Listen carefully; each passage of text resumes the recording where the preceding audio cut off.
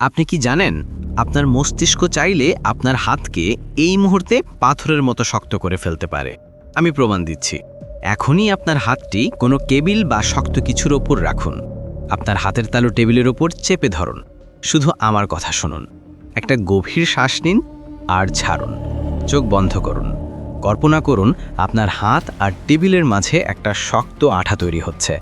যত আমি কথা বলছি আঠা তত শক্ত। হাত ভারী হচ্ছে, আরও ভারী। মনে মনে বলুন, হাত আটকে আসছে। এখন কল্পনা করুন আপনার হাতের তালু থেকে হাজার হাজার লোহার শিকল বের হয়ে টেবিলটাকে পেঁচিয়ে ধরছে। গভীরভাবে কল্পনা করুন, যাচ্ছে, একদম শক্ত হয়ে যাচ্ছে।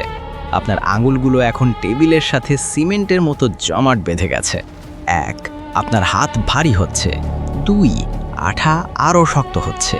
3, আপনার হাত এখন টেবিলের একটা অংশ হয়ে গেছে, লকড।